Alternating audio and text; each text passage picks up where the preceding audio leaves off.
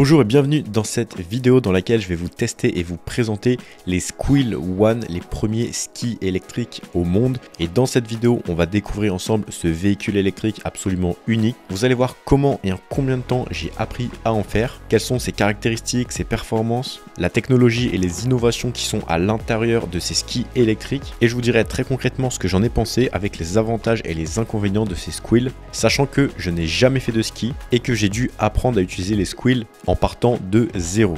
Et si vous me découvrez avec cette vidéo, bienvenue sur ma chaîne YouTube sur laquelle je vous présente des engins de mobilité électrique comme des trottinettes, vélos, scooters et parfois même des véhicules qui sortent un peu plus du lot.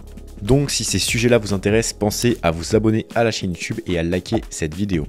Au niveau des caractéristiques et des performances, on est sur un véhicule avec 4 roues motrices, donc 4 moteurs qui développent chacun 650 watts pour un total cumulé de 2600 watts, ce qui est quand même très impressionnant. En guise de comparaison, c'est à peu près une trottinette électrique qui coûterait dans les 2000 € au niveau de la puissance et de la vitesse maximale. On a une vitesse maximale bridée d'usine à 25 km/h, donc homologuée sur la voie publique en France, que vous pouvez débrider pour rouler jusqu'à 80 km/h sur terrain privé. Les skis pèsent chacun 7,5 kg, donc un total de 15 kg, ce qui correspond à une petite trottinette électrique légère. On a une autonomie de 50 km en roulant à 25 km/h. Niveau freinage, on est pas mal car déjà on a 4 freins électroniques, donc un dans chaque moteur. Et en plus de ça, on a 2 freins mécaniques, donc c'est un peu le même système que sur les rollers.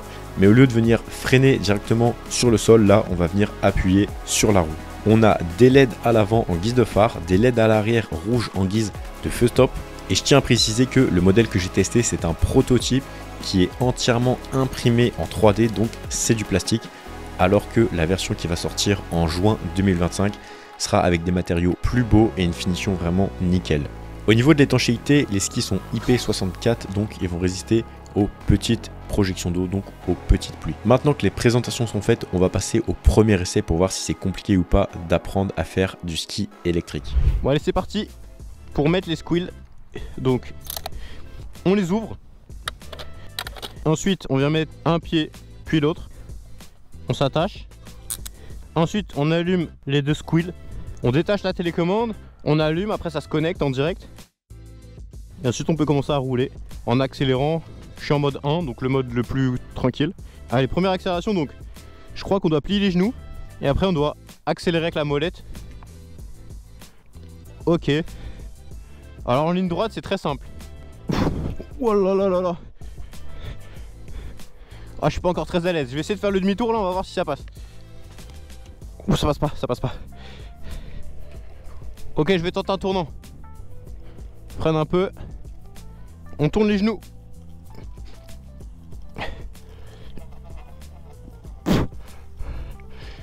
C'est la fin de ma première session d'apprentissage. Je vais me perfectionner un petit peu et on va voir ce que ça donne dans les prochains jours. Je vais m'entraîner un petit peu à utiliser les Squill en faisant des petits exercices, en faisant des petits allers-retours, des freinages, m'entraîner à tourner et on va voir si je m'améliore en quelques minutes. Allez, c'est parti!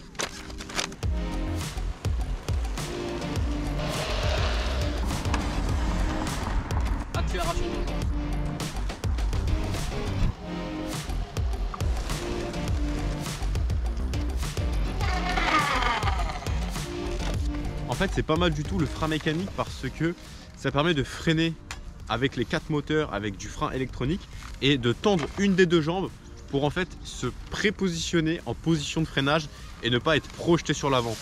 Donc ça fait une bonne combinaison avec le frein électronique et ça incite à se mettre directement dans la bonne position pour freiner sans partir en avant. Donc là, je suis à 4,2 km, donc vraiment c'est de la petite balade et de l'entraînement. Et ça se fait vraiment tranquillement. Là je suis content, je commence à avoir vraiment des bonnes sensations et là je commence à bien mieux maîtriser mes virages, mes freinages et mes freinages d'urgence alors que ça fait seulement 7 minutes que je m'entraîne. On est sur la première balade, sur les premières minutes de pratique et là je commence à vraiment prendre davantage de plaisir parce qu'on a des routes un peu plus sympas, un peu plus larges, donc c'est vraiment top.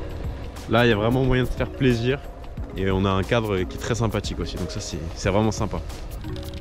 Je me penche un peu sur l'avant et ensuite j'accélère avec la molette et ça va tout seul. En fait c'est plutôt facile à apprendre. Il suffit d'avoir des routes assez larges, voilà, quelques mètres comme ça. et qui tourne pas trop fort au début. Parce que je pense que le plus compliqué c'est vraiment de tourner en angle droit. Et ça doit pas être très facile au début quoi, pour apprendre. Donc commencer avec des tournants comme ça, vraiment très doux, je pense que c'est le mieux. Oh. Ah ouais là le 0 à 25 il m'a décoiffé je crois. Si je puis dire. Si on peut appeler ça une coupe. Je pense pas que je vais me mettre en mode 4 aujourd'hui. Je pense que je vais vraiment y aller tranquillement. Histoire de prendre mes aises. Mais le dynamisme est très bon, je pense que plus puissant que ça aurait été vraiment démentiel. Là c'est un dynamisme adapté au produit. Ok, donc là je viens de passer en mode 2. Tout de suite il y a un peu plus de puissance. C'est plus sympa. Là se maintenir à la même allure c'est vraiment simple et c'est agréable. Les accélérations vraiment fortes c'est un peu stressant encore pour le moment. On sent qu'il y a vraiment de la puissance quoi. Les petites accels à fond. Là je fais une accélération en mode 2. On est à 25 km/h. Là j'essaie de prendre un peu de plaisir en faisant des petits virages gauche-droite. Là je commence à kiffer. On se sent bien en fait quand on est vraiment fléchi et penché sur l'avant comme ça. Comme ça c'est vraiment pas mal. Donc là je vais repasser en mode 3 et on va voir ce que ça donne au niveau de l'accélération. Je sais pas si je vais passer au mode 4 aujourd'hui parce que ça accélère vraiment fort avec les 4 moteurs. Donc je vais un peu m'habituer au mode 3 et peut-être qu'après on va essayer le mode 4. Mais je pense qu'en termes de puissance il y en a vraiment assez, même pour ceux qui roulent très fort. Allez je vais accélérer à fond. 3, 2, 1. Ouais, je suis même pas encore à fond. Wow. Oh j'ai pas été à fond. Oh ça accélère vraiment fort. Alors du coup pour se déchausser, moi j'aime bien le faire assis. Comme ça au moins on est tranquille, mais on peut aussi le faire debout. Alors ce qui est pratique, c'est qu'avec la télécommande, on peut activer le frein de parking, ce qui correspond au frein à main. Donc pour ça, on baisse la molette, on appuie une fois en bas, on a une petite vibration, on a le petit P qui s'affiche sur l'écran de la télécommande. Et là, en fait, on est bloqué. Ça bouge un tout petit peu si on force, mais en tout cas, on ne peut plus rouler avec. Et si on est dans une montée, bah au moins, on est bloqué. Pour se déchausser, on vient coller les skis un petit peu. Et la télécommande, en fait, elle s'intègre directement au corps. Comme ça. Et ensuite les sangles, c'est classique. On enlève juste comme ça. C'est rapide. Hop. Hop. Et là, je suis libéré. Pour les remettre, hein, c'est facile. On se positionne. On met les attaches qu'on peut vraiment serrer plus ou moins fort. Ça, c'est bien. Donc ce qui est bien, c'est que ça se met vraiment rapidement. Ensuite, on vient détacher la télécommande. Donc on fait une rotation. Hop. Et là, on est prêt à aller rouler. Bon, du coup, cette télécommande, déjà, on a une poignée de valise qui est intégrée directement dans la télécommande. Juste ici, on a un petit écran. En bas à gauche, on a le niveau de batterie qui nous reste dans chacun des skis. Donc là, j'ai 3 barres sur 4. En bas à droite, on a le niveau de batterie de la télécommande. La petite flèche, là, c'est pour dire qu'on est en marche avant. Le 0,0 au milieu, c'est la vitesse instantanée en km/h. Le petit 1, c'est pour dire que je suis dans le mode 1, donc le mode le moins puissant et qui va le moins vite. En haut à gauche, on a le kilométrage de mon trajet, donc là je suis à 2,5 km.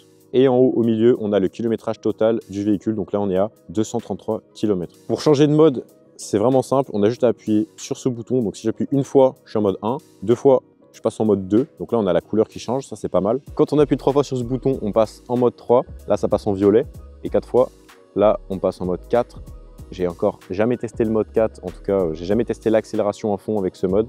Là quand on appuie 2 fois sur ce bouton, on peut passer en marche arrière. Et quand on appuie longtemps sur ce bouton, voilà, là on a une petite vibration. On a les lumières qui s'allument à l'avant et à l'arrière. Donc là je vais appuyer longtemps pour les éteindre.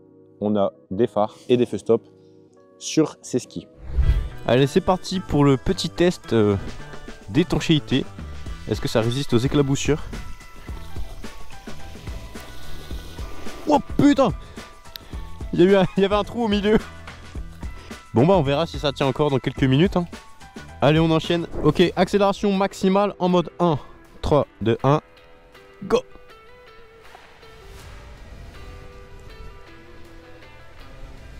Bon très tranquille hein. C'est pas avec ça qu'on va se faire peur, c'est vraiment idéal pour apprendre. Accélération maximale en mode 2. Bon, ça part encore tranquille. Et après, l'accélération, elle envoie jusqu'à une bonne allure. Accélération maximale en mode 3. Là, ça va commencer à envoyer un peu plus.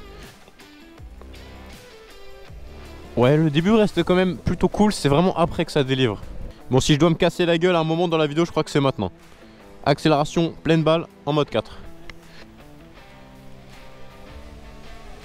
Ouais, non, ça va encore, ça reste gérable. Wow, mais ça après, ça s'arrête pas.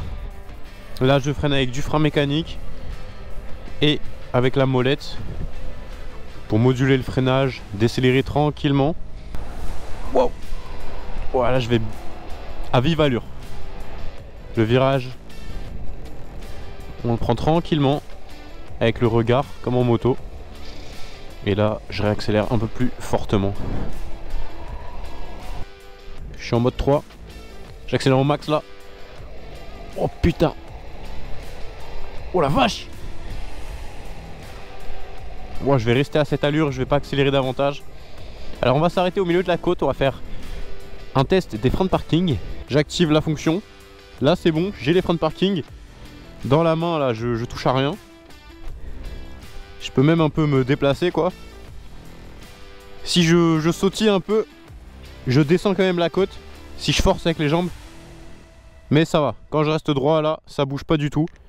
Donc les freins de parking, c'est validé même en côte. Alors en conclusion, qu'est-ce qu'on peut en penser des squills? Alors pas mal de choses positives, même s'il y a aussi des petites choses à améliorer selon moi. Alors au niveau des choses positives, il y en a quand même pas mal. On va commencer par le plus important, la puissance. On est sur du 4 moteurs, tout est gérable avec la télécommande. On peut paramétrer exactement chaque mode de conduite, le mode 1, 2, 3, 4 en vitesse maximale, couple, courbe d'accélération, c'est vraiment précis. Et on peut vraiment personnaliser les squills en fonction de comment on aime conduire et du type de balade qu'on veut faire. Par exemple, en ville, si on veut rouler tranquille avec une courbe d'accélération modérée, on peut se mettre en mode 2 ou en mode 3. Je pense que pour accélérer en mode 4 avec tous les paramètres au max et les skis débridés, il faut avoir une sacrée paire de baloches comme on dit. Ensuite, au niveau des avantages, on a l'expérience de conduite. C'est plutôt facile à apprendre. Au début, je pensais que ça allait être compliqué, mais finalement, c'est plutôt simple en réalité. Les lignes droites, ça se fait vraiment tout seul, je dirais presque sans apprentissage. C'est plutôt du bon sens. On se penche un petit peu en avant d'accélérer et on se penche un petit peu en arrière au moment de freiner. C'est vraiment pas plus compliqué que ça.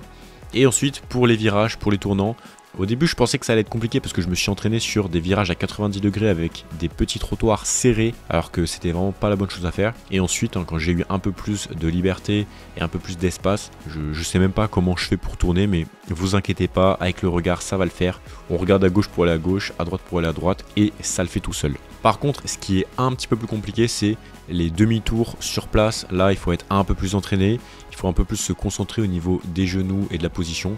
Mais bon, ça c'est quand même assez rare comme manœuvre. En tout cas, dans les balades que j'ai faites, je l'ai quasiment jamais fait.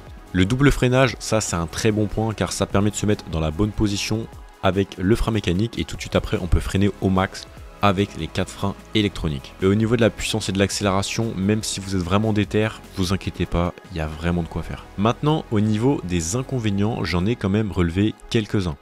Alors premièrement, c'est au niveau de l'étanchéité. On est sur une norme IP64, donc je trouve que la norme d'étanchéité est un petit peu décevante lorsqu'on prend en considération le positionnement premium des produits. Donc ça c'est un peu dommage, j'aurais préféré une norme IP65 voire IP66.